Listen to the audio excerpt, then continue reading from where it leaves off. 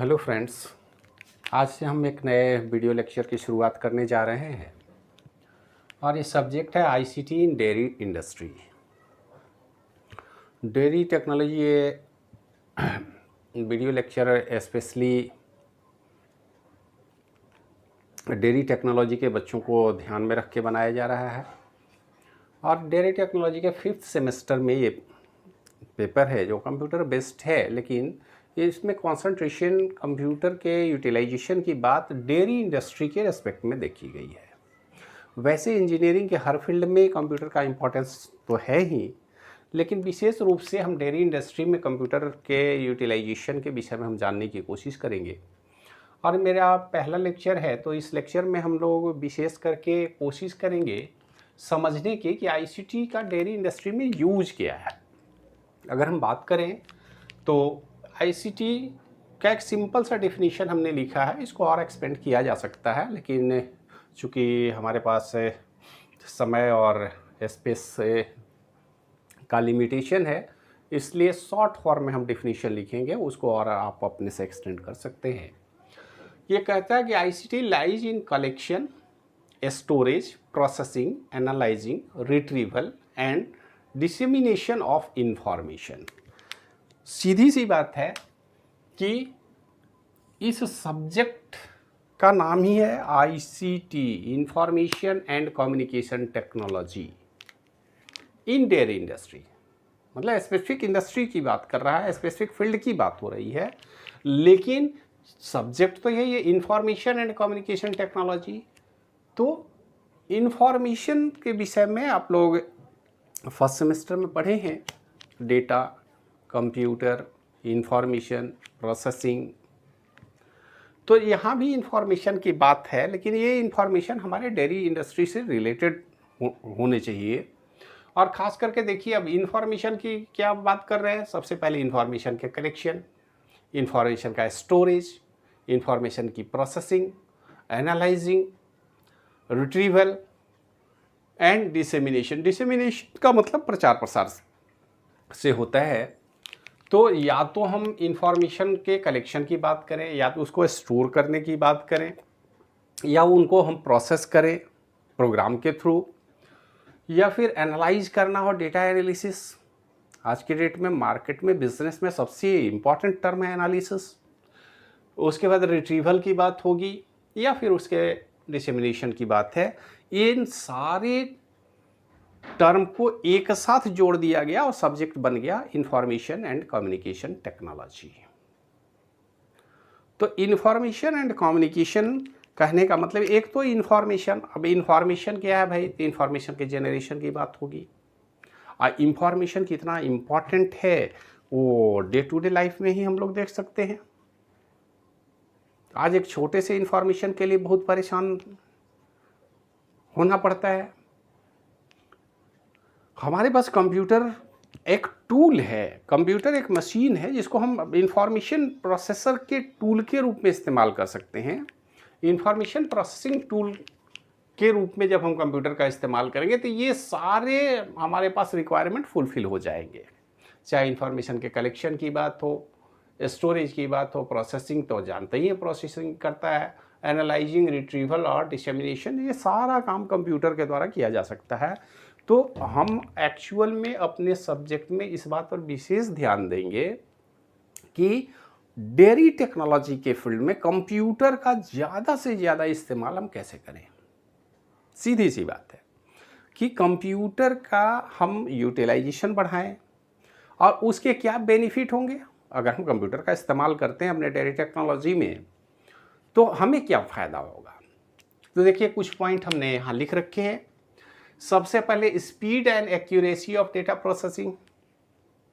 Data की processing की speed बढ़ जाएगी। हम जानते हैं कंप्यूटर की स्पीड, प्रोसेसिंग स्पीड बहुत ज़्यादा है। तो अगर कंप्यूटर की प्रोसेसिंग स्पीड का हम फ़ायदा उठाना चाहें तो डेटा की प्रोसेसिंग में कंप्यूटर को लगाना स्वाभाविक बनता है, क्या आसानी से, उसके बगैर तो हम कर ही नहीं सकते। इसके बाद आता large storage capacity of data and information. आज के डेट में कंप्यूटर टेराबाइट में डेटा स्टोर करता है, अगर हार्ड डिस्क की हम सिंपल बात करें। और ये माइक्रो प्रोसेसर पर्सनल कंप्यूटर की बात हम कर रहे हैं, 1 टेराबाइट 2 टेराबाइट की के हार्ड डिस्क की बात होती है। आप सोचिए अगर सर्वर हम बनाते हैं तो कितना बड़ा स्पेस होगा।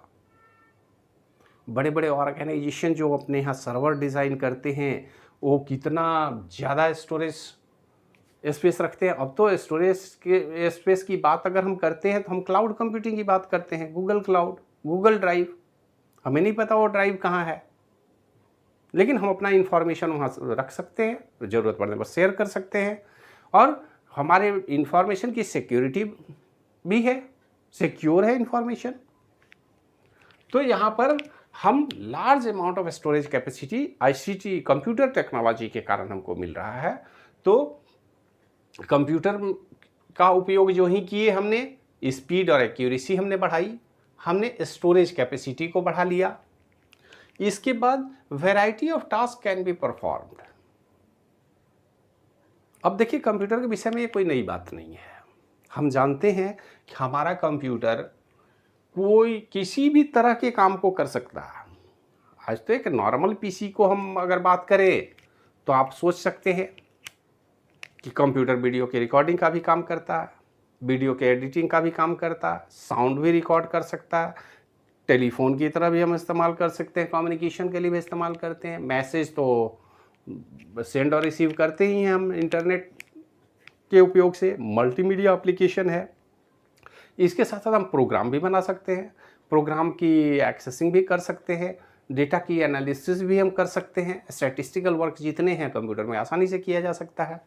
तो ये कॉन्सेप्ट जो है वो variety of task can be perform, computer में हर काम कर सकते हैं। ये जितने भी टर्म आप लिखे हुए हैं इसमें से कोई भी काम आप कर लीजिए। ऐसा नहीं कि उसके लिए अलग मशीन बनाने की जरूरत। कंप्यूटर हमारा इतना वर्सटाइल नेचर का मशीन है जो किसी एक फॉर्म में काम नहीं करता, सबसे बड़ी बात है।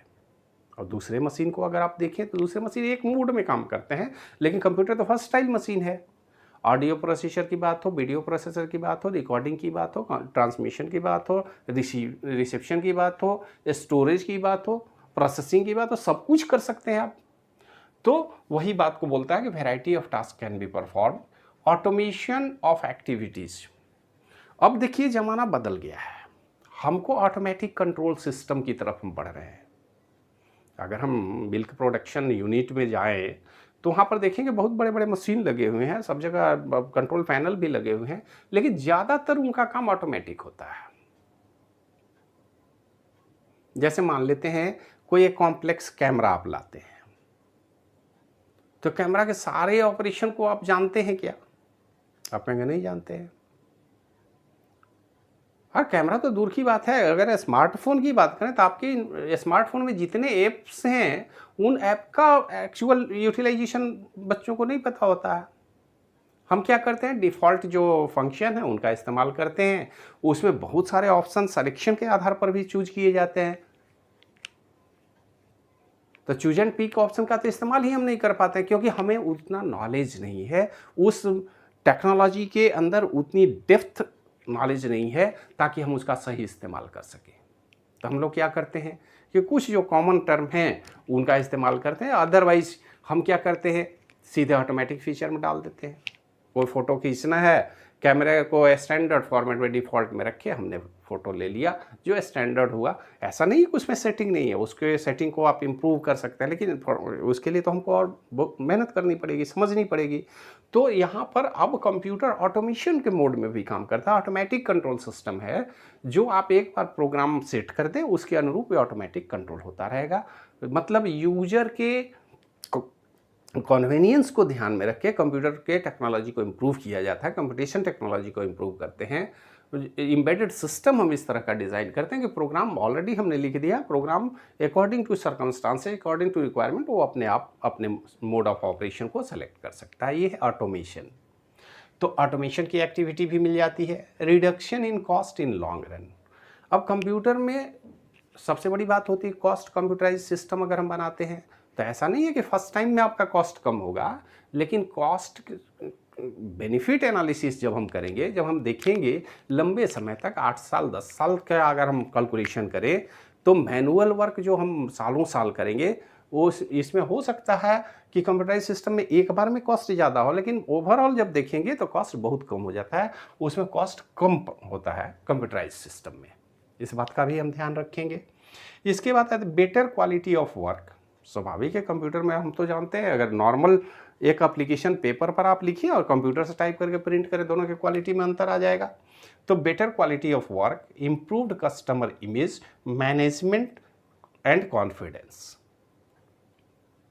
मतलब कंप्यूटराइज सिस्टम है तो कॉन्फिडेंस भी होता है, मैनेजमेंट का भी परफॉर्मेंस डेवलप होता है, कस्टमर के सामने आपका इमेज भी अच्छा बनता है कि कंप्यूटराइज सिस्टम से हम कंट्रोल करते हैं, लोगों को भरोसा होता है कंप्यूटराइज सिस्टम पर।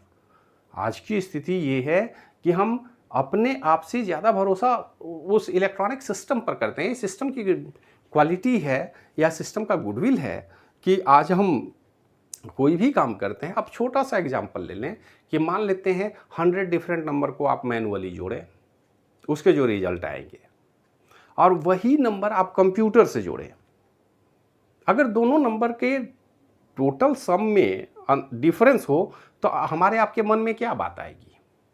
क्या हम कभी सोचते हैं कि कंप्यूटर ने गलत जोड़ा होगा? नहीं, हमसे गलती हो सकती है। इसका मतलब है कि अब कंप्यूटर सिस्टम, कंप्यूटराइज सिस्टम पर हम अपने से ज़्यादा भरोसा करने लगे हैं due to their performance, reliability and accuracy. तो ये सबसे बड़ा बेनिफिट हमको मिल जाता है। इसके बाद रिसोर्स प्लानिंग एंड मैनेजमेंट। देखिए, मैनेजमेंट को क्या चाहिए? मैनेजमेंट को तो डेटा चाहिए, और डेटा रन टाइम चाहिए, एक्यूरेट डेटा चाहिए, ऑनलाइन प्रोसेसिंग की बात हम सोचते हैं। अगर मार्केट को हम एनालिसिस करेंगे तो हमारे प्रोडक्ट कितने डेवलप हो रहे हैं, उनका डिस्ट्रीब्यूशन क्या हो रहा है, किस एरिया से हमारा प्रोडक्ट रिटर्न आ रहा है, किस एरिया में हमारा खपत ज़्यादा है, इसका अगर रन टाइम में हमको इन्फॉर्मेशन नहीं मिले तो कोई फ़ायदा नहीं है बिजनेस का।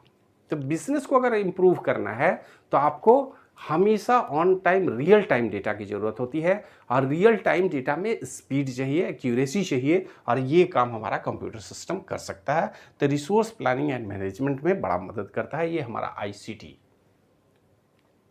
इसके बाद strengthening research, education, training, extension and development linkages. तो ये इसमें तो कोई नई बात हमें नहीं लगती है जो आपको समझना है।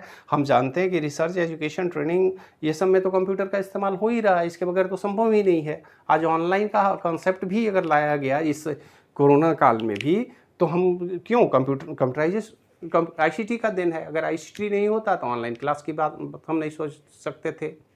हम ट्रेडिशनल क्लास के आश्रय बैठे रहते तो हमारा क्लास बिल्कुल नहीं हो पाता, तो हम पिछड़ सकते थे। तो इसमें हमारा कितना स्ट्रेंथन हो रहा है, रिसर्च कर सकते हैं एजुकेशन में, ट्रेनिंग में, और एक्सटेंशन एंड डेवलपमेंट लिंक वगैरह डेवलप करने में, लिंक मतलब कॉन्टैक्ट मेंटेन रखने में, कॉन्टैक्ट को एड्रेस करने में, ये सारा इंफॉर्मेशन सिस्टम मदद करता है। नेक्स्ट है improved marketing of milk and milk product. देखिए, मार्केटिंग की बात होगी तो स्वाभाविक है कि आज के डेट में तो ऐड का ज़माना है। आप ऐड करना चाहें तो तेज़ी से ऐड कैसे फैला सकते हैं? तेज़ी से ऐड को अगर लोगों तक पहुंचाना है तो सबसे अच्छा माध्यम है कंप्यूटराइज आईसीटी। आईसीटी के सहयोग से आप अपने प्रोडक्ट को ज़्यादा से ज़्यादा जगह पर भेज सकते हैं, लोगों तक पहुंचा सकते हैं अपने मैसेज को। और सबसे बड़ी बात है कि हमारा जो बिज़नेस है, जो हमारा फील्ड है डेयरी इंडस्ट्री के साथ सबसे बड़ा ड्रॉबैक क्या है कि हमारे प्रोडक्ट जल्दी ख़राब होते हैं। हमने बिस्किट नहीं बनाया कि 6 महीने तक बेचते रहेंगे। हमारा जो प्रोडक्ट है जो 48 आवर, 72 आवर उनकी लाइफ साइकिल है, 1 वीक लाइफ साइकिल है। तो प्रोडक्ट को किस तरह से हम डिस्ट्रीब्यूट करें कि इंड यूजर तक इफ़िशिएंटली पहुंच सके, इसके लिए जो प्रोग्रामिंग है, जो एनालिसिस है, उस काम में हमारा आईसीटी बहुत मददगार है। इसके बगैर हम आईटी इंडस्ट्री को या डेयरी इंडस्ट्री को तो सोच भी नहीं सकते चलाने के लिए, क्योंकि हमारे प्रोडक्ट यहाँ पर बहुत ही कम लाइफ लेकर के आते हैं। वो प्रोडक्ट जनरेट होता है, उसका कंजम्पशन इमीडिएट हो तो वो ज़्यादा बेटर है। जल्दी से जल्दी सर्कुलेशन हो, जल्दी से जल्दी डिस्ट्रीब्यूशन हो, और उनका कंजम्पशन भी जल्दी हो। तो ऐसी स्थिति में मिल्क या मिल्क प्रोडक्ट की मार्केटिंग बहुत महत्वपूर्ण है। अदरवाइज़ हम सरप्लस कहीं पे प्रोडक्ट भेज देंगे जहाँ पर रिक्वायरमेंट नहीं है, और कहीं पे रिक्वायरमेंट है तो वहाँ मेरे पास आइडिया नहीं है।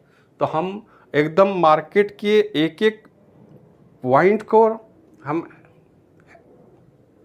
देखते रहेंगे, समझते रहेंगे और रियल टाइम डेटा एनालिसिस करेंगे। रियल टाइम रिजल्ट चाहिए हमको, इमीडिएट।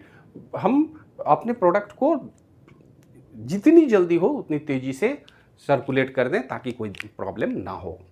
और सबसे लास्ट पॉइंट आता है e commerce for direct linkage between local producers, traders, retailers and supplier. अब ये बात देखिए, ये तो डेयरी इंडस्ट्री में ई कॉमर्स की तरफ अगर हम बढ़ना चाहते हैं तो हमें क्या करना होगा? हमारा प्रोडक्ट तो फैक्ट्री में बनाया नहीं जाता, हमें तो प्रोडक्ट गांव के किसान से लेना पड़ेगा, जो प्रोड्यूस कर रहा है, जो जनरेट कर रहा है प्रोडक्ट। अब उनको कलेक्ट करके ला करके इंडस्ट्री में उसकी प्रोसेसिंग करनी है, और डिस्ट्रीब्यूशन चेन इतना मजबूत रखना है कि प्रोसेसिंग के बाद ट्रेडर के पास जाए, रिटेलर के पास जाए, कंज्यूमर के पास जाए। उसके मतलब सर्कुलेशन में कहीं कोई डिले हम अफोर्ड नहीं कर सकते। ऐसा नहीं कर सकते आज का प्रोडक्ट परसों हम भेजेंगे, वो ख़राब हो जाएगा। और प्रोडक्ट अगर ख़राब निकलने लगे तो बिज़नेस में टिक पाना बड़ा मुश्किल काम है। तो प्रोडक्ट की क्वालिटी को डिटोरिएट होने से पहले कंज्यूमर तक पहुंचा देना है, और कंज्यूमर उसको यूज करके सेटिस्फाई हो, इसमें आईसीटी का बहुत बड़ा रोल है। तो अगर हम डेयरी इंडस्ट्री में काम करना चाहते हैं तो आईसीटी को निश्चित रूप से ध्यान में रखना पड़ेगा। थोड़ा मेहनत करके पढ़ना होगा, आपको समझने की ज़रूरत है। इस आईसीटी में इंफॉर्मेशन एंड कम्युनिकेशन टेक्नोलॉजी, सबसे पहले इंफॉर्मेशन के प्रोसेसिंग की बात होगी, और इंफॉर्मेशन के कम्युनिकेशन का मतलब आप समझ रहे हैं, संचार व्यवस्था। तेज़ी से अगर इंफॉर्मेशन को कहीं ट्रांसफ़र करना है तो कंप्यूटर के बगैर संभव ही नहीं है। तो मैसेज को या इंफॉर्मेशन को ज़्यादा से ज़्यादा तेज़ी से सर्कुलेट करना, और अपने इंडस्ट्री के हर इंफॉर्मेशन को या मैनेजमेंट के हर इंफॉर्मेशन सिस्टम को इम्प्रूव्ड और अप टू डेट रखने के लिए इस कोर्स को जानना ज़रूरी है। और इस कोर्स में बेसिकली इन्हीं सारी कंडीशन पर विशेष विस्तृत हम लोग चर्चा करेंगे, डिटेल डिस्कशन करेंगे। और ये कोर्स बहुत ही कॉम्प्लेक्स है, इसमें मैथमेटिकल एटीट्यूड भी आएंगे, ऑप्टिमाइजेशन टेक्निक भी आएगा, ऑपरेशन रिसर्च के भी कुछ टॉपिक हैं, और कंप्यूटर सिस्टम के जो बेसिक ऑपरेशन हैं उनके विषय में तो आप बहुत कुछ जानते हैं, और आगे भी हम और इसी को इम्प्रूव करने की कोशिश करेंगे। तो आज के वीडियो लेक्चर को यहीं समाप्त करते हैं। इसको आप देखेंगे, और ये वीडियो हम अपलोड करने जा रहे हैं यूट्यूब पर। यूट्यूब का लिंक हम आपको दे रहे हैं, वहाँ पर आप देखें। इस वीडियो को लाइक करें, ज़्यादा से ज़्यादा लोगों के बीच शेयर करें, और अगर वीडियो में कोई कमी दिखे तो उसके लिए आप कमेंट भी करें, ताकि इस वीडियो को और भी बढ़िया क्वालिटी में और अच्छे तरीके से इम्प्रूव करने में हमको मदद मिलेगी। तो इस तरह से आपका कोऑपरेशन की उम्मीद हम रखते हैं, और आगे फिर नेक्स्ट वीडियो में मिलेंगे। इस वीडियो को देखने के लिए धन्यवाद।